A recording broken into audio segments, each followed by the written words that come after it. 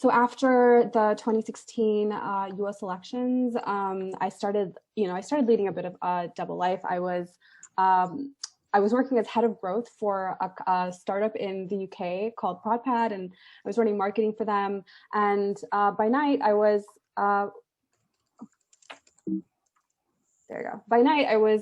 working on this massively successful social media campaign called Sleeping Giants. Let me tell you how I got into that. So in 2016, after the elections, I was, I'd been hearing a lot about this website called Breitbart.com. They've been putting out a lot of disinformation and confusion and propaganda into the mainstream media, and it was articles like these. And at the time, we'd been hearing a lot about the fact that it was influential, that it did help Donald Trump, win the presidency and sort of win the media ecosystem, as it were. But no one had been talking about, and no one had ever mentioned how this website makes money. Like, how are they growing so quickly? How are they able to put out so many stories? And when I went to visit this website for the first time, I saw that it was just plastered in ads from some of the biggest brands in the world. This is just an example of the type of ads that I saw. I mean, of course, the way that programmatic advertising works is that we turn on our Google ads and our Facebook ads, and then they place ads for you across the internet, right? So if anyone has ever run a Google ad campaign, you know that you're not actually manually placing these ads anywhere. So what happened was I saw that they were all, just like me. They had turned on some ads, and they had never expected that it could end up on a website like this. So what we started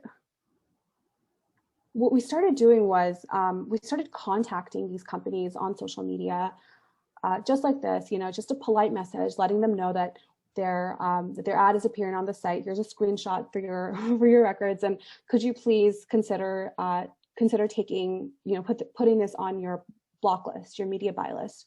And what was really surprising for us, because we were just this was just a little experiment really at the time, these companies came back to us very quickly saying, wow, we had no idea, this is horrifying, we will make sure to have it taken down as soon as possible. And what happened was that because this was all happening above the board on Twitter, you could see these interactions taking place in real time. Because there was this energy in 2016, after the elections, everyone was so upset and wanted to, fight back in whatever way they could. They realized that they asked if they could join us. They saw that we were, having some degree of success. So we just threw up a set of instructions. We said, listen, all you got to do is, just do what we're doing, copy us, take these screenshots, tag the company, let them know. Please be polite. This is not about like getting them in trouble or any kind of mob situation or trolling it or anything like that. We are just letting them know. And things started moving so quickly that we had to create a confirmed list. We have this like giant Excel spreadsheet now of over 4,000 companies that have confirmed publicly with us that they're no longer advertising with Breitbart. Our campaign was so successful. We later found out that as a result of our sort of crowdsourcing of this campaign and everyone seeing different ads because of how they're retargeted, we found that they lost 90% of their ad revenues within the first 3 months. So yeah, I mean, it's really incredible. It wasn't just the advertisers that were leaving, it was also the ad exchanges, and I'll get into that in a moment. They lost over 30 ad networks, which meant that in addition to these advertisers, these individual advertisers, every time they lost an ad network, they lost access to thousands of advertisers. Just as an aside, I mean, or this is not an aside, it's just that I won't be able to go into it today. We have, we inspired, our original campaign inspired a whole slew of international Sleeping Giants campaigns. Sleeping Giants, Australia, France, and Canada all run independently. The whole thing is a decentralized system. We just don't have like any resources to do anything more formal. And it just kind of popped up as a grassroots thing. So each of these accounts has been very successful in their own countries, taking on their own versions of Breitbart in culturally appropriate ways. Sleeping giants, we learned later through an outtake. This is from a documentary called The Brink about Steve Bannon. In an outtake, he was, having dinner with a bunch of Nazis in London in 2018, right before we came out publicly with our identities, because, by the way, we were running the whole thing anonymously for about almost 2 years, and he didn't know who we were. And during that time, he said, there's, talking shop, and he said, without ads, there is no economic model for what we are doing, which is quite a thing to hear, because that is how it should be. He should be right. There should be no economic model for this, because this is not working for anyone but for the bad guys. So yeah, so I mean, for me personally, I have been I thought we would solve the problem, right? Like we come up with this like big, international media campaign. Brands are terrified. They all want to solve this problem. They don't want to have their ads appear on another Breitbart. It's terrible. It's a terrible look for them. So what I found though was that over the next 4 years, effectively nothing changed in the industry. So our campaign was so successful, not just in popular culture, but also in the industry. People were like, we need to solve this problem. So 4 years later, I was like, why am I still seeing ads on the Gateway Pundit, for example? The Gateway Pundit is exactly like Breitbart. Why haven't we knocked both of these things out? So what I did was I studied the industry, and I really kind of dug in, because I'm an outsider. I don't really know how any of this tech works. Or how these relationships work, and I just want to sort of take you through not this today, because this is insane, but this kind of is an illustration of how the ad tech industry works, and all the craziness that it's made up of. I want to simplify this for you today and just focus on the two entities, and the handful of entities that really matter. Of course, the relationship that we are all here to improve and to make efficient is this relationship between brands and publishers. Publishers have the audience and the attention of people who buy things, and brands have the money to sustain them, and they want to connect with that or rent to that audience. And one of the ways that they do that is through ad exchanges. So the ad exchanges have come in, right, and they make it as efficient as possible for brands to reach those publishers, because they have an inventory of publishers, and they say, instead of going individually to each publisher as a brand, we can make this process efficient for you. We can help you reach thousands of publishers, hundreds of thousands of publishers, in fact, anyone in the world, anyone that you want to talk to or get in front of, and we can just automate this process for you. And brands and marketers saw that. They're like, yeah, that sounds perfect. That's exactly what we need.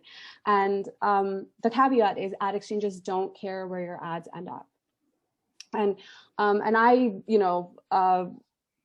confirm this every day. I'm constantly on these bad faith publisher websites. This is a white supremacist, white nationalist website that was monetized by a company an ad exchange called Rubicon Project. They're now called Magnite. And I would just email them and I'd be like, hey, is this supposed to be in your inventory? And they keep emailing me back, and they're like, oh, thanks for flagging that. Thanks for letting us know. Thanks for pointing that one out. But the reality is they don't check. They don't have any sense of who is in their inventory, because the whole thing is run algorithmically. I don't know how you say that word. One point that I want to make is that the more inventory they have, the more impressions they can create, right? So the whole game here is that they want to make as many impressions as possible, because they're getting paid per impression, CPM, cost per impression, cost per mil, sorry. That's 1,000 impressions. So that is one player that we need to look at. That is sort of one of the problematic relationships, right? The ad exchanges with too much inventory. That the second player I want to mention is brand safety technology. And if you read my newsletter, branded.substack.com, we go hard after brand safety technology because ever since we learned how it works, we we cannot get behind it. Brand safety technology. So brand safety is this concept of keeping your ads away from unsafe places on the internet. So that means things like violence, things like gambling or adult content or whatever. So the claim, the marketing claim of these brand safety technology companies is that they can keep you off that stuff, and they can also keep you off of unsuitable content. When we launched the Sleeping Giants campaign, as I said, it made such a big splash in the industry that it sort of created a new market. In fact, we had said, hey, don't advertise on Breitbart because it's racist, right? But the message that they took away in these boardrooms and internally we weren't aware of this.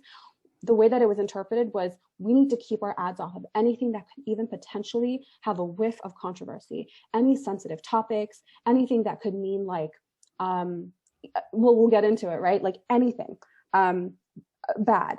So the problem is that brand safety technology doesn't work. So when we, so as I said, we sort of created this market, and brand safety technology companies came in and they were like, well, we can keep you off of all that stuff. We can do it automatically. Okay. And there's two main ways that they sell. One is keyword block listing. Keyword block lists are effectively like, I'm not kidding. It's not like, it's like the dumbest thing I've ever seen. Like, it made sense maybe in like 1950 or something, but not today. This is a purely unsophisticated, just a list of all the bad words you don't want to be on, and they'll scan the URL of the article. So HuffingtonPost.com/gun death shooting is brand unsafe. They don't even look at the content of the article.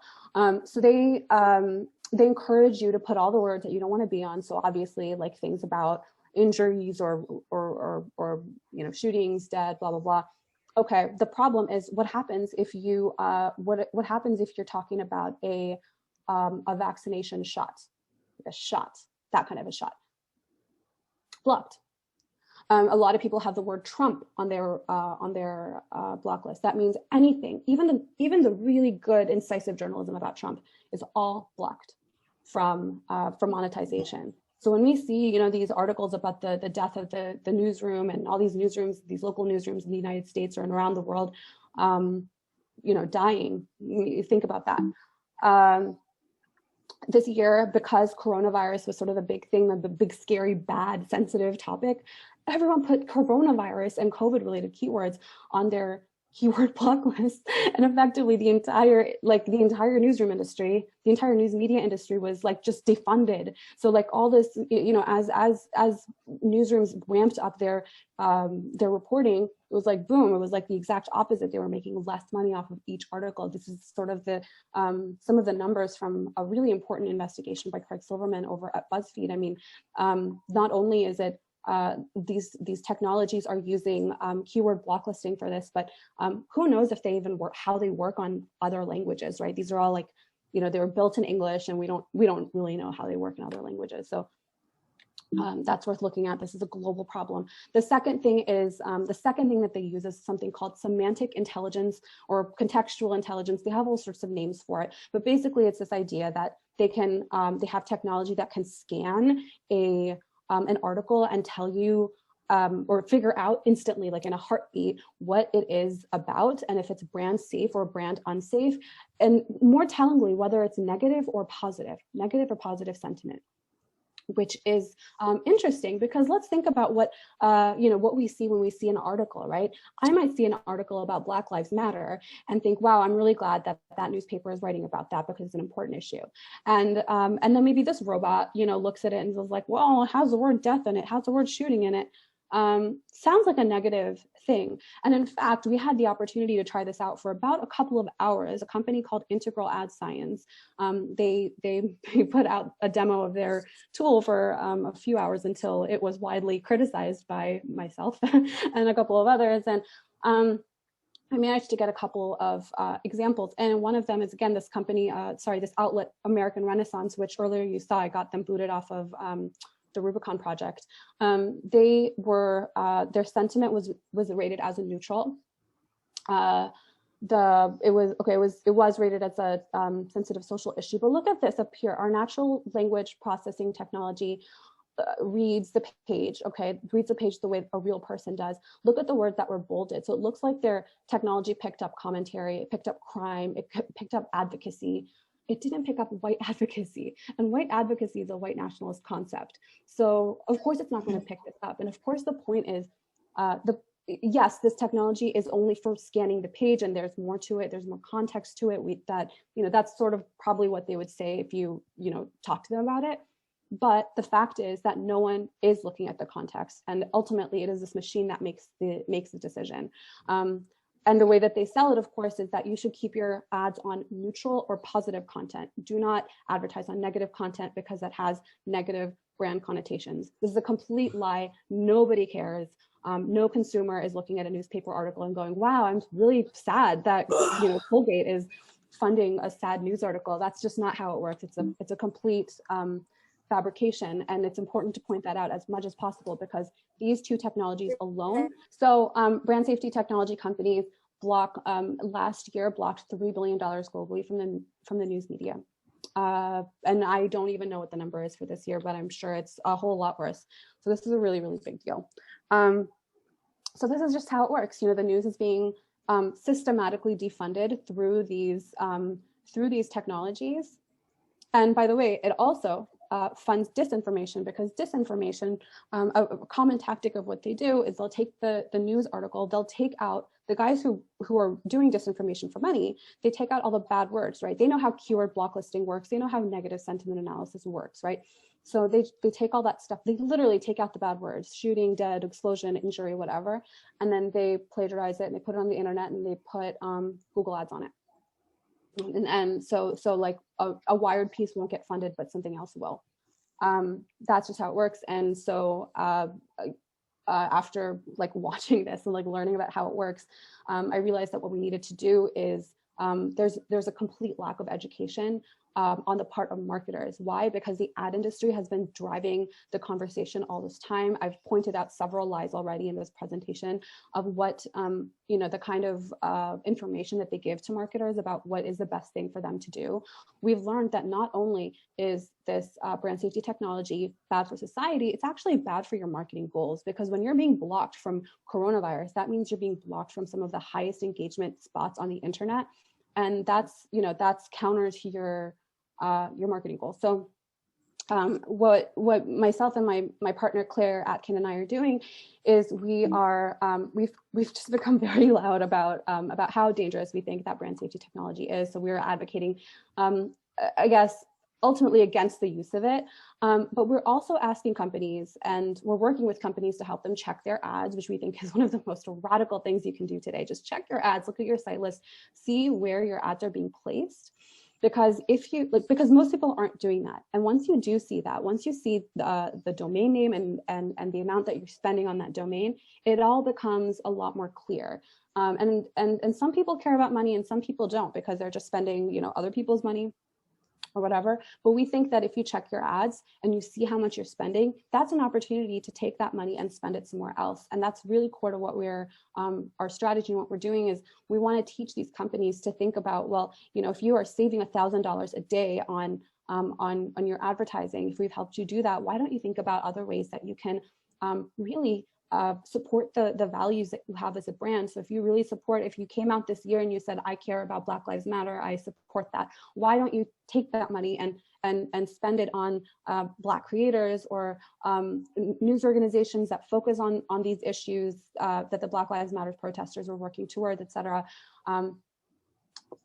This is not the sort of automated process that the ad tech industry wants you to do, but I think that this is necessary, and we're working with companies to make this a reality. So that's the overview. That's what we're working on. That's where I came from, and we're putting out a really, really exciting, I think, groundbreaking report on brand safety technology. We found some pretty interesting stuff. I'm really excited to be publishing it probably next week. So if you ever want to sign up. I am Dr. Crystal Ebeden. I am an anthropologist by training, and my focus of my research looks at influencer cultures, internet celebrity, as well as social media pop culture. So this evening, in tackling this situation of misinformation and disinformation, I'm probably going to take us through a more playful take on what this can mean. It may not always apply to big P politics, but there is everyday manipulation of information and amplification strategies, even around everyday politics.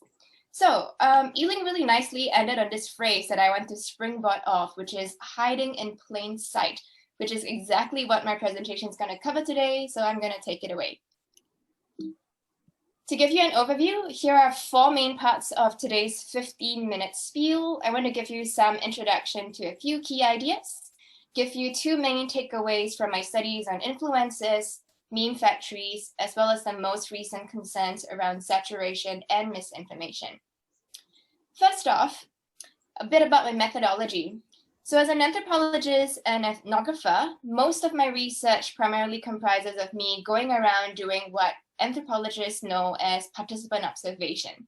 For me, this involves going and spending extended periods of time in the flesh with influencers, their loved ones, their back-end management systems, agencies, companies, brands, platforms, and just about anyone who works with them. Complementing this, I also do a lot of personal interviews and focus group discussions. And here's a sample of some of my research that has stirred from the Asia-Pacific region, more recently into the Nordic countries, looking at various influencer agencies. And last but not least, a great portion of my work is really fun and exciting, doing deep dives via digital ethnography, trying to understand what people do online, where they hang out, and what their everyday social realities are in those spaces. But first, to explain what an influencer is for those of us who are not acquainted with the concept, I need to explain what an internet celebrity is. In short, internet celebrities are all sorts of media formats, people, icons, artifacts that are native to the internet. And the key criteria is that they have to have high visibility. Now, what this visibility is attributed to can be a combination of qualities that you see here in orange. Most of these come in pairs. The third criteria is that internet celebrities need to have an audience. So even if you're a fabulous presenter, you've got really great content, but if no one watches you, that does not make you an internet celebrity. What then are influencers? In that orange portion, you would see that in each of these qualities, I have put one in bold. For influencers, the morality and the quality of their high visibility tends to be in the brackets that are in bold. They tend to pursue internet celebrity for fame, with positive attention, usually out of some sort of talent and skill, hoping that this would be sustained, doing this intentionally, and hoping to monetize this. In short, influencers are experts of the internet. They're everyday people who perform a persona of themselves and then use the canvas and backdrop of their everyday lives to integrate all sorts of messages to us, whether this be selling cat food, shampoo, or political messages. A minor thing to note also is that the scale of influencers really depends on your country market as well as your platform. So in this table, which is scaled for my latest research in the Nordic countries, you would see that the 5 categories of influencers have 3 different roles, depending on the number of followers they have. This is also scaled for different platforms. If you're a mega platform like YouTube or Facebook, these numbers are going to be scaled way up. In the very early days of TikTok and Douyin, these numbers are probably scaled way down. So depending on where you are in the world, what platform you're on, these influencers have different functions. Now, bringing us back to the idea of hiding in plain sight. This is a really complex table that I'm going to try and distill into 1 minute, so please bear with me. In the before times, before misinformation and fake news were common vocabularies and parlance, we used to operate on the internet with the default of network publics. What this primarily means is that we assume that people go online and aim to maximize their visibility in order to be searchable, findable, and for people to receive their messages.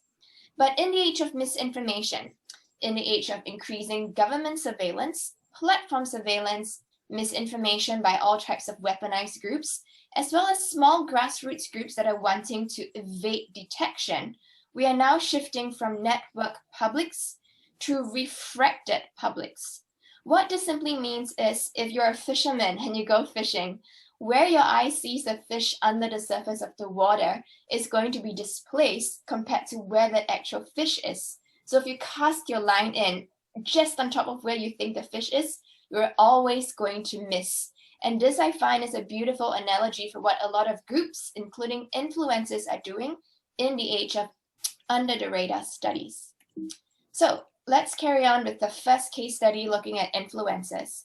As I've said before, their methods are very playful, and while most of you who may be Singaporeans are thinking about the stereotypical case studies of influencers playing with scandals, or maybe first world problems and issues you don't care about, remember that their communication strategies are pretty much replicated all throughout internet culture. Remember also that many of these influencers, above and beyond their day jobs as the face of a brand, are also serving as creative directors, partners, as well as advisors for various political groups, politicians, as well as some of the biggest companies in the world. So take them as experts in science communication who know exactly how to get messages out and how to cut through all the white noise of the internet to get that message to you. One of the strategies that I really enjoy watching and developing over the last few years is when influencers play with this idea of insta-vagging. Insta-vagging came about when Instagram took off very quickly in Southeast Asia from about 2011. It usually involves an influencer putting out an image and some super vaguely related caption that you really have to scratch your head at to find a relation to that image. So in the Singaporean context where I draw this example from, this involves an influencer usually in a beautiful background, usually in a great selfie, and then somehow a Bible verse, a Hallmark card quote, a verse from a famous politician, a public figure that may not always match that picture. And they may put in a few quips trying to shape the way you read the tonality of this message. So for example, you know my name, but not my story. Peace and love to all my haters. Now, these sorts of messages are really annoying to followers when you don't exactly know what's happening. But influencers are these experts in giving you nuance. And this frustration that they draw from viewers is exactly their end goal. It sends a lot of their followers searching online, cross-referencing across their social media, backchecking their old posts to try and decode and find out exactly what they're hinting at in their vague Hallmark card insta-vagging posts. Now, sometimes influencers use this whenever they've got influencer wars, squabbles, and quarrels with each other. But this is also a tried and tested strategy for influencers to send their followers on an Easter egg hunt. Again, if you're a Singaporean citizen, you might be very familiar with this concept of the CSI, named after Crime Scene Investigations, this US crime show. So CSI is meant to refer to this collective activity of followers, oftentimes grouped on forums, who are doing coordinated searches online and trying to find information in order to piece together a full story.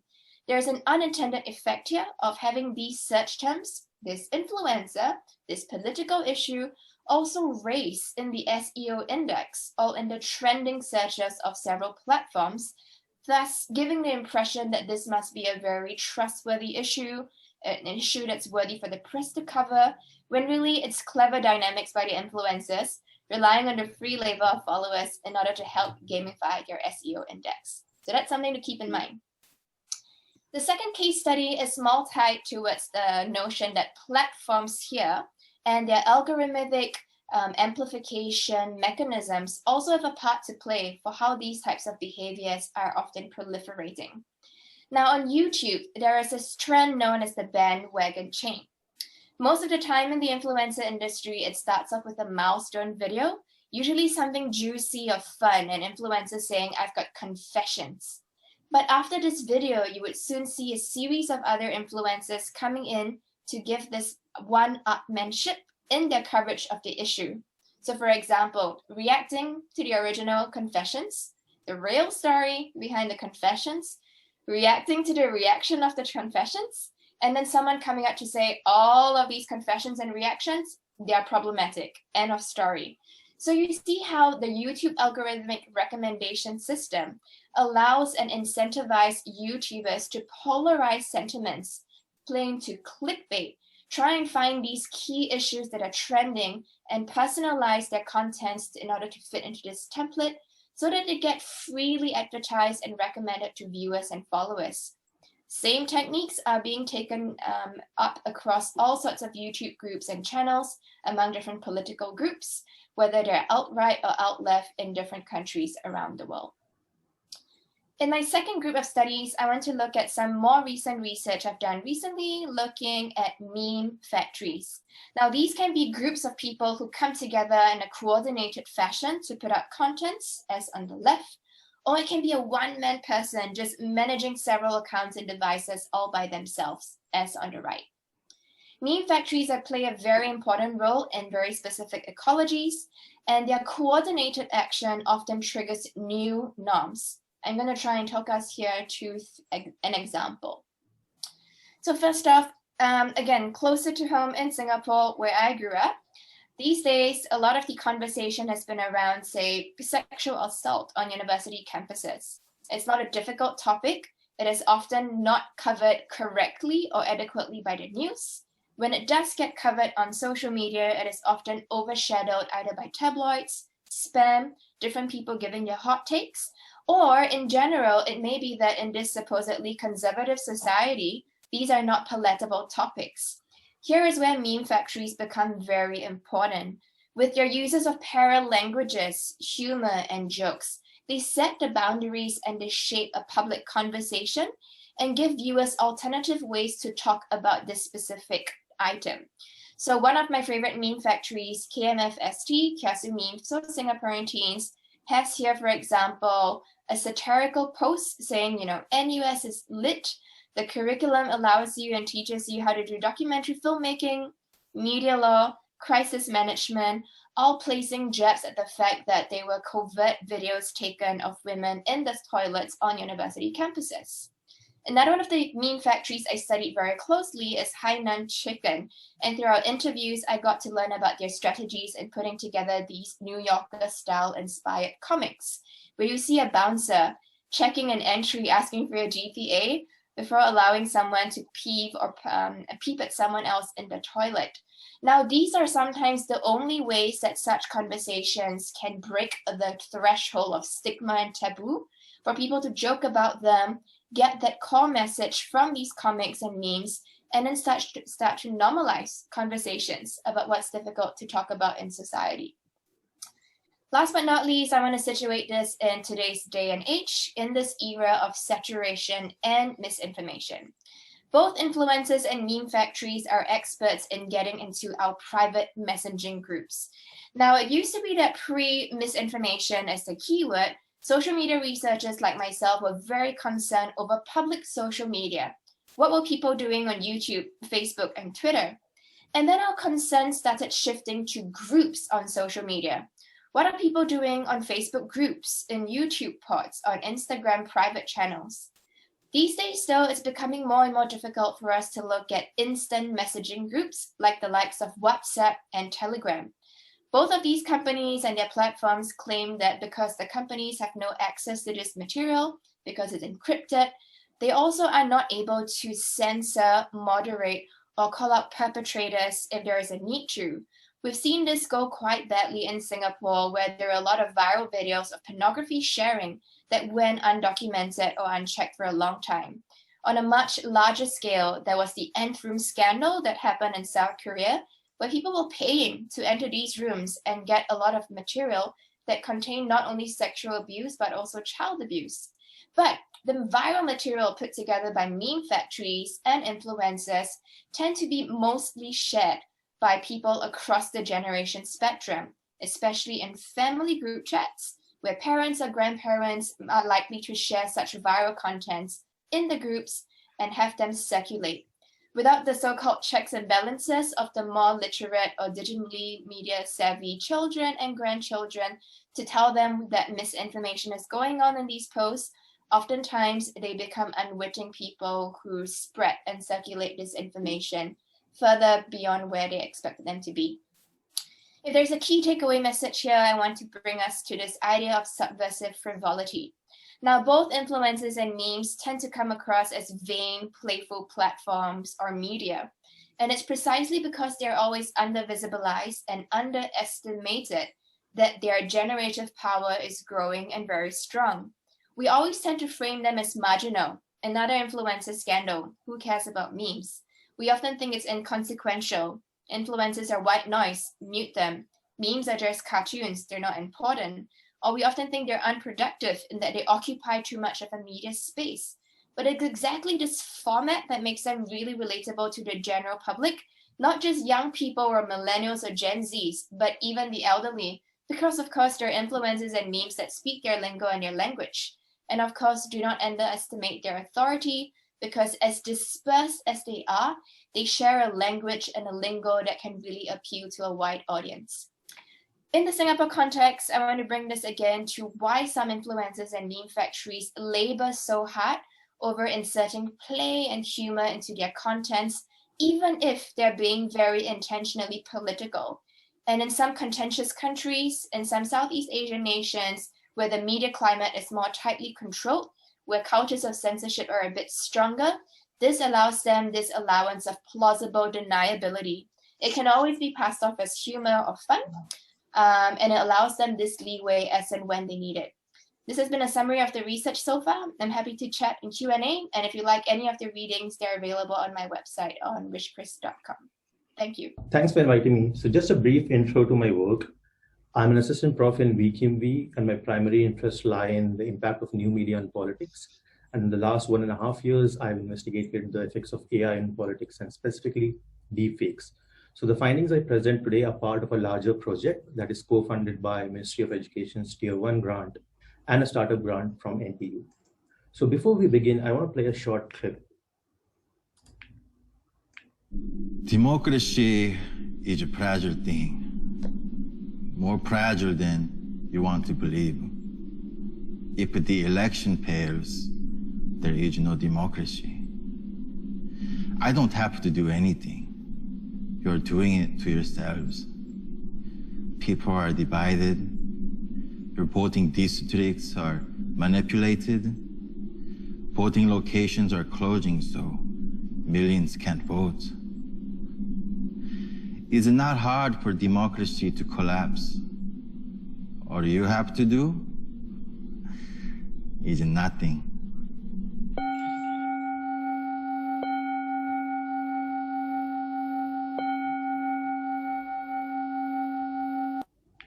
Okay, so what you saw is a public awareness ad created in the United States to raise awareness against deepfakes.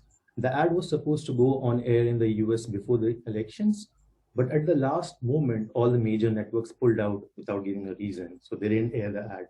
Though many feel that the networks pulled out because the video is too real. So this is just a glimpse of how close deepfakes can get to reality. So in formal terms, deepfakes refer to manipulated videos or other digital representations produced by sophisticated AI that yield fabricated images and sounds that appear to be real. So in other words, it's fake news in a far more significant, impactful form, but perhaps more lethal than text or images. More recently, we have seen a number of deepfakes go viral, including Singaporean political leaders singing a Japanese meme song. While we do find most of these deepfakes to be funny and entertaining, we have also seen deepfakes of President Obama hurling abuses at President Trump, or Mark Zuckerberg admitting to manipulating millions of Facebook users. These were created for awareness, but again, they raise the concerns regarding the potential impacts of deepfakes on democracies worldwide. Deepfakes are dangerous because of how good they are.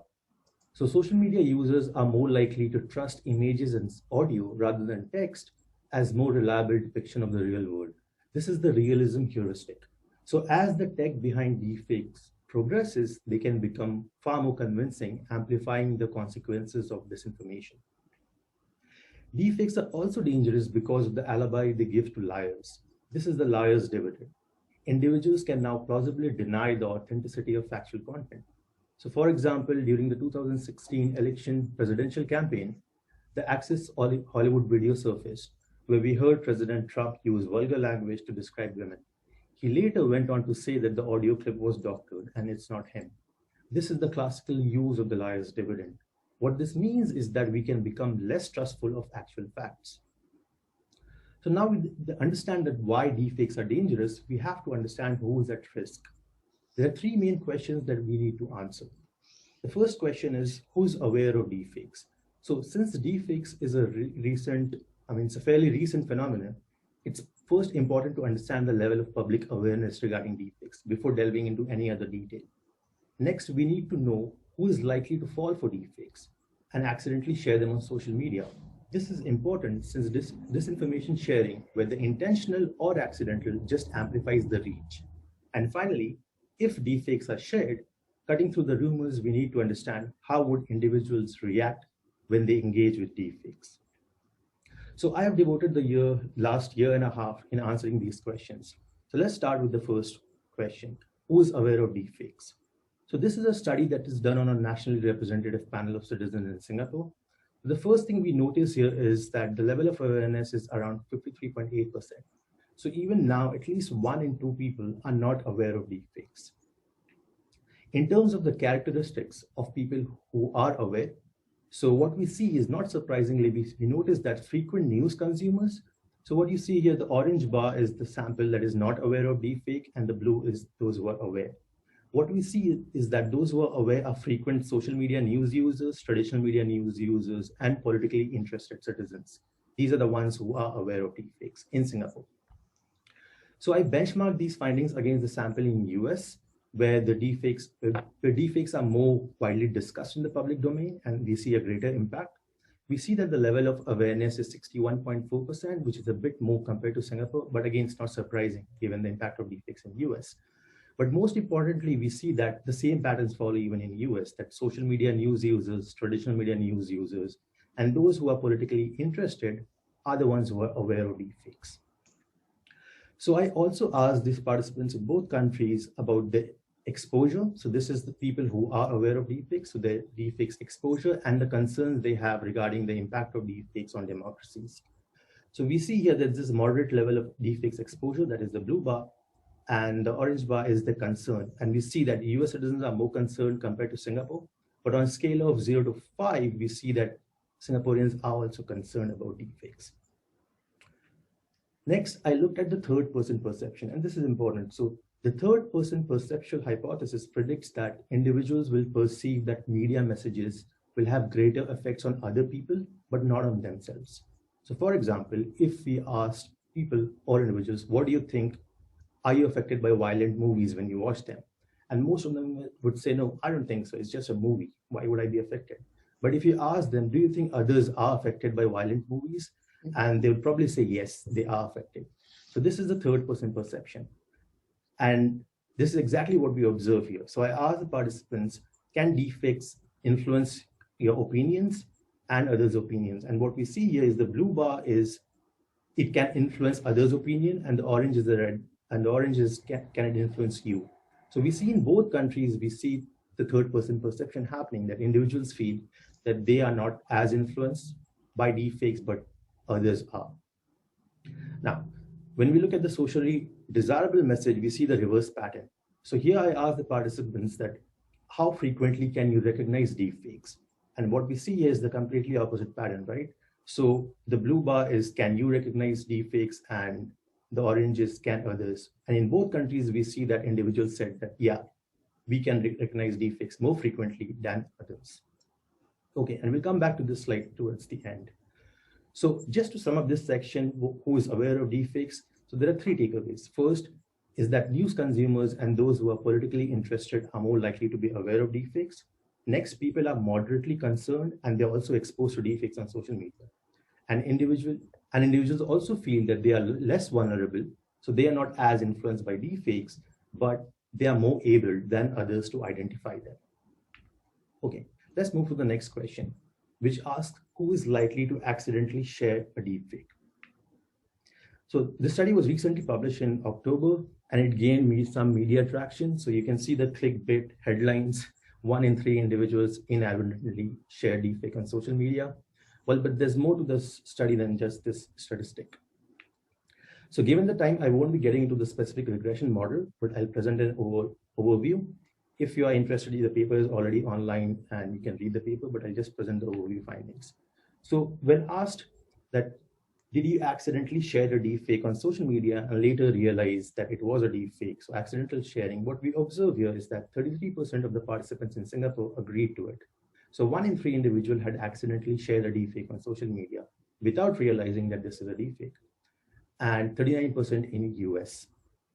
In terms of the characteristics, we find that the odds of sharing a deepfake increases with increased exposure. So the more frequently you are exposed to deepfakes, the more likely you are to share them. It's simple logic, not specifically interesting as such. But we find that those who are also politically interested are more likely to share them. So this is kind of tied the first two findings. So if you are politically interested, you would consume more news and you'll be exposed to more deepfakes. But what is interesting here is that we find that those with lower cognitive ability are more likely to fall for deepfakes and share them. So those with lower general intelligence. I just want to take a few seconds here. So we measured the intelligence through the word sum test. It's a highly validated test in literature. It's been established.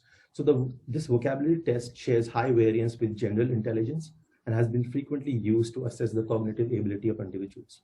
Now, you might say that, well, I belong to the high cognitive group and it's not an issue for me, but most of the population do not belong to the high cognitive group. If you were to look at the Singapore population, only 1 in 4 can be classified as a high cognitive individual. So this is 23.7% of the people belong to the mean plus 1 SD deviation. So that's the high cognitive group. Again, this is a metric that was used in the specific study. If you were to use CRT test or any other test to measure cognitive ability, you'll probably find similar findings because word sum test has a high correlation with other general intelligence tests. So the key takeaway here is who's likely to share deepfakes is those who are frequently exposed, those who are politically interested, and low cognitive individuals, or those with low general intelligence. Let's get to the last one. So the possible implications of exposure or sharing of deepfakes. So I'll focus on 2 studies here. And the 2 possible consequences are that deepfakes can deceive you, and it can also turn you into a news skeptic. So you remember this slide where I asked the individuals, how frequently can you recognize deepfakes? And both in Singapore and in US, the participants said that I can recognize more than others. Well, I tested their assumptions. So what I did was I showed them this. By the way, on screen, what you see is 2 faces.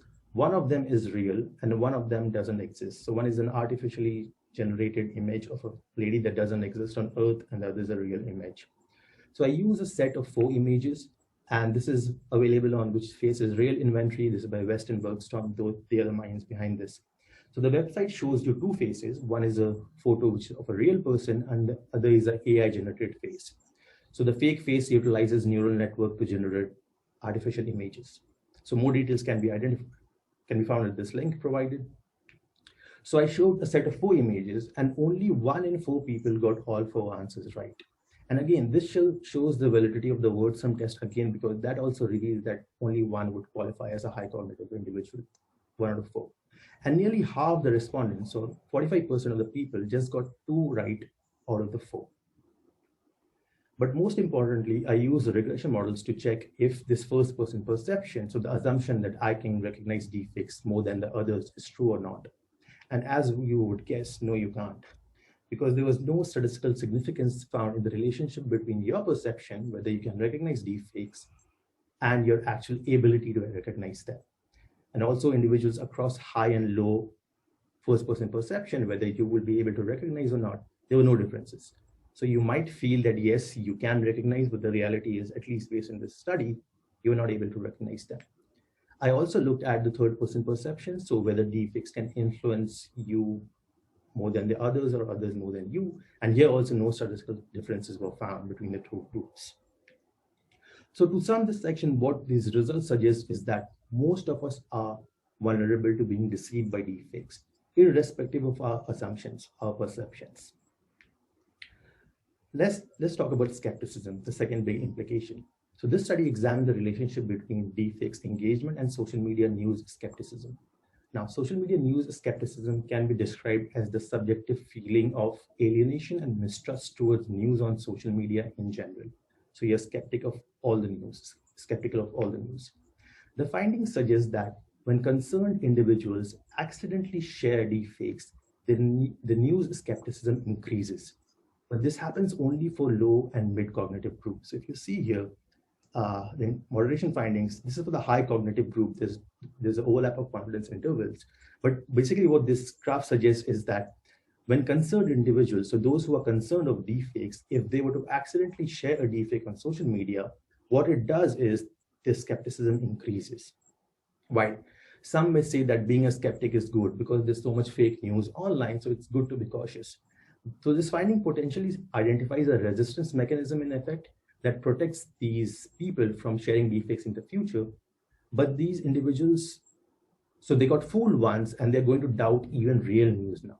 So heightened skepticism can quickly transform into generalized cynicism, and that is a problem. You were deceived by a deepfake, but now you're also doubting real news that is available on social media. And this is problematic because social media is the primary source of news in Singapore, ahead of television and print. If users are no more sure of real news, then it's a bad sign for democracy. So what both these studies show is that deepfakes can deceive you. They can not only deceive you, but it can also sow in news distrust that can transform into skepticism, where you doubt even real news. So after having answered these three questions, who is aware, who's likely to share, and what are the possible implications, where do we go from here? So in the last 1.5 years, I've researched this. And this is my understanding of what it is, that we need more research to understand public engagement with deepfakes. Because as you would see, it's just half the respondents are aware in Singapore.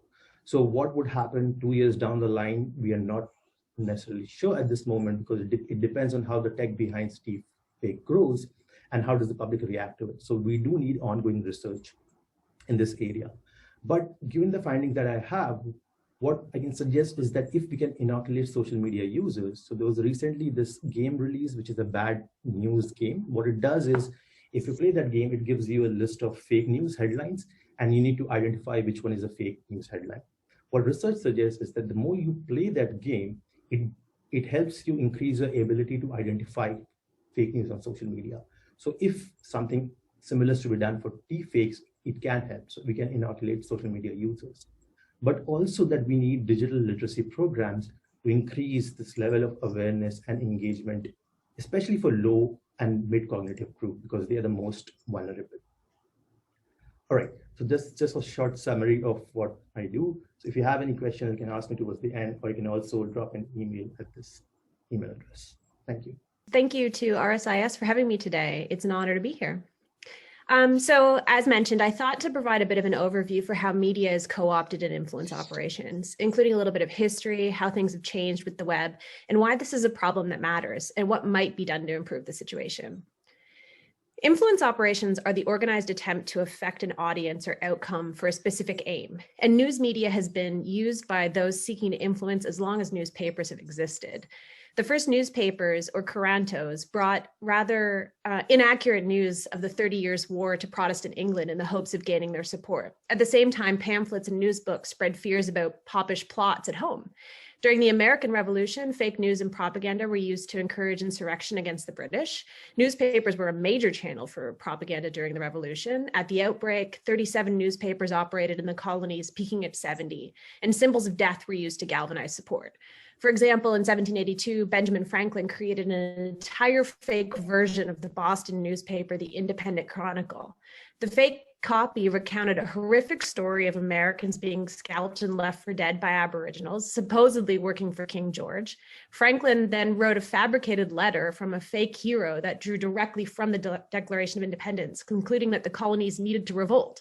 Franklin then distributed this fake newspaper with a note called "The Substance is Truth," and real newspapers across the American colonies soon started republishing the fake account. And then later, in the lead up to the American Civil War, some Southern newspaper editors agitated for secession, and they preyed on readers' fears for what a Republican presidency would bring. So essentially every form of communications can and will be co-opted for influence operations. There are different types of influence operations, both good and bad. Often the distinction we make is only through value judgments. So, for example, many democracies believe it's acceptable to promote their governance model abroad with the aim of encouraging adoption. This is still a form of influence operation. It can perhaps be more helpful to distinguish between what is acceptable and unacceptable in influence operations with a more objective criteria. So things like, are the origins transparent? What's the quality of content? Does it include repeated falsities or mislead? Is it inciting violence or hatred, particularly at a targeted group? And then finally, what's the scale? Does it target influencers? Is it hitting a broad audience? Is the audience taking it up? So with that in mind, let's explore some of the common ways in which media is specifically co-opted for influence operations. There are three main ways in which media becomes a part of an influence operation. The first is by directly playing a part. So in this category are media outlets that are obviously espousing a particular agenda and can readily be tied back to the source. So examples of this are state-backed media outlets like RT and CCTV, to name a couple. Private interests can also fund media organizations with the aim of influencing audiences and outcomes. So Breitbart, for example, actively campaigned on behalf of Trump, particularly in the 2016 election, and it was a private venture backed by the likes of Robert Mercer, who also helped fund Cambridge Analytica and the firm with the expressed purpose of influence operations or influencing audiences. And then lastly, in this group, I'd include media outlets who piggyback on topics to make money. So much like the fake media sites coming out of North Macedonia in 2016 and supported Trump, they knowingly espouse a particular agenda, whether they believe it or not, in order to profit. And so that makes things quite messy. The second way media are co-opted for influence operations is as a conduit, both knowingly and otherwise. So this typically occurs in three ways. As a means for information laundering to place stories, often with the aim of obfuscating their origin or gaining credibility for them. So a famous example of this was the Soviet KGB campaign Operation Infection in the 1980s to position HIV/AIDS as an American creation. And they used an Indian newspaper, The Patriot, that was purportedly set up in the 60s to launder information like this. In this instance, an anonymous letter containing the claim was sent to the paper from a, quote, well-known American scientist and anthropologist in July 1983. And from there, the story spread. This approach works really well with hacked or leaked materials, particularly in the lead up to elections, as candidates are quick to pick up on and use any information that discredits their opponents. So for more on this approach, I would highly recommend reading Active Measures by Thomas Rid, or from a publicist perspective, Manipulating the Media. An old one is Trust Me, I'm Lying by Ryan Holiday. Another approach in this category is to simply hire journalists from among the targeted audience. This tactic tends to occur where there are barriers for reaching an audience directly. So for example, foreign actors trying to reach an external audience in a country where such activities are now heavily monitored or banned. And this happened recently in a Russian operation using a nonprofit startup media outlet called Peace Data to reach out to and contract freelance journalists around the world to write articles on topics that they claimed weren't normally covered, or rather challenging and difficult social topics. And this is likely to occur in countries where language barriers make it challenging for external actors to penetrate. For example, in Finland, there have long been questions about who backs a far-right website, MV-Lehti, which is espousing anti-immigrant, Eurosceptic, pro-Russian views, and whose writers have also been convicted for their hate campaign against a Finnish journalist who was reporting on influence operations. And this brings me to the third way in which media is co-opted and affected by influence operations. Journalists can also be direct targets of influence operations. And the aim of coordinated attacks on journalists is generally to silence or discredit them. And in a 2017 report investigating services for offer on the dark web, Trend Micro found the rate for discrediting a journalist through a coordinated campaign using social media was running at about 55,000. So what's changed? Many of these tactics are rather old. So what's changed in a digital age? Information communications technologies have increased the speed of communications and reach to audiences, increasing pressures on newsrooms to break stories at real time. Secondly, mass communications are now multi-directional, meaning anyone can engage and also obfuscate their origins, wrapping audiences more into a form of participatory propaganda, but also making it easier to engage journalists in other countries to produce or launder content. And the Peace Data operation reached out to journalists via LinkedIn. It's also really easy to create a website that looks legitimate now. And then thirdly, these technologies have increased. the amount of data aggregated on individuals. At the same time, scholarship in psychology grows to help target those audiences. So combined, these changes make addressing influence operations challenging, full stop, but especially in the context of how media is co-opted by such campaigns. The intersection of media and influence operations is challenging for a few reasons. The first is an awareness. Journalists look for stories, and it isn't always foremost in their minds that they might be the story themselves.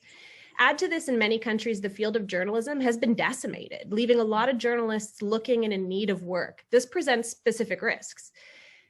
And then secondly, while there has been increasing coverage of aspects of influence operations, specifically disinformation as a tactic, since 2016, that coverage is rarely nuanced. In some instances, gaining coverage of an influence operation might have been the very point behind the campaign itself. And I think it was telling that one story pitched by journalist Laura Walters to Peace Data was about Chinese influence efforts in New Zealand in advance of their election. So it's important to raise awareness of influence operations, to be sure, but that also shouldn't come at the expense of citizens having or losing trust in the information environment. This demands a very delicate balance. And then thirdly, complexity is a problem. The third major challenge is the complexity of the operating environment in which influence operations occur. So in a hyper-connected information environment, things get messy quickly. The problem with complexity is exemplified in how domestic actors engage with influence operations or pick up on foreign originating campaigns. This challenge is particularly prominent again during elections and in the use of hacked or leaked material to gain an advantage over an opponent. So two quick examples highlight this use. In 2016, the emails of Clinton's campaign chair, John Podesta, were hacked and shared with Julian Assange, who published them on WikiLeaks. According to the FBI's 2018 indictment, it is believed that the hacker Guccifer 2.0 was an operative in the Russian military intelligence agency GRU. And Assange pushed the hack on Twitter in his own vendetta against Clinton, and Trump and his supporters took it up as it benefited his bid for the Oval Office. But there was also considerable uptake on social media, mentioning the leaks and in mainstream media around it. The term WikiLeaks was one of the most common attack terms used against Clinton on Twitter. And according to BuzzSumo, the Podesta emails remain the most engaged with pages on WikiLeaks. Fast forward to 2020, and the Hunter Biden laptop leak follows similar patterns. Someone either hacked or faked the contents of a laptop. Some former US intel officials say it has the hallmarks of a foreign operation. An American media outlet, the New York Post, runs with it. Trump and his supporters jump on it to further his cause. Meanwhile, Twitter and Facebook take separate actions to suppress the spread, as there are doubts to the authenticity. It's unclear if it's a hack and the Post published private information. That intervention then blows up into a debate among researchers about the platforms and their choices, and Twitter and Facebook are attacked for bias by Trump supporters, ultimately becoming the target of the influence operation in a way. The point here is that when it comes to influence operations, everything is interconnected in the information environment. It might start with a foreign operation, or it might merely be amplified by one, but myriad other actors are also entangled, and even interventions are enmeshed and can backfire. So ultimately, the debate becomes one about the integrity of the information environment. Can we trust our sources of information, be it because of the things they choose to publish, or in the case of the platforms, how they choose to intervene? Either way, lack of faith in the integrity of the information environment poses direct challenges for democracy. So why does this matter? Media are crucial to the health of the overall information environment. Media outlets and journalists remain important nodes in this complex interconnected system. If you can infect them with ideas, you will likely affect the rest of the network, comprising politicians and citizens. Moreover, the integrity of the information environment is essential to the health of democracies, whose legitimacy is derived from the ability of citizens to make free and informed decisions during civic events like elections. So manipulation of the information environment to influence audiences and outcomes threatens the integrity of the information environment. So what is to be done? Unfortunately, there is no magic bullet here, and despite the role of technology in the overall challenge, the problems with influence, deception, and disinformation are as old as time. There will not be an easy technical solution to end an age-old problem. Of course, that also doesn't excuse us from trying to address influence operations. So I'll wrap up with a few thoughts on what might be done. Media outlets are an integral part of the information environment, but they're also businesses incentivized to break news at increasingly rapid speeds. Journalism needs more support and should be helped by governments and the tech sector, albeit in a manner that maintains journalistic independence. A core area of focus in this support ought to be on training to prepare journalists to work in a digital age, particularly demonstrating how they will be targeted. In fact, this ought to be part of every curriculum and education on journalism before grads hit the workforce. Society-wide, there seems to be little by way of disincentives for engaging with influence operations. And so upping the costs for those who use unacceptable tactics is key. This must start with politicians. There needs to be a concerted effort to commit to not engaging in disinformation or quickly picking up hacked material to gain an advantage. Unfortunately, those politicians engaging in these practices continue to see rewards. So change here is likely only to come with new campaigning legislation.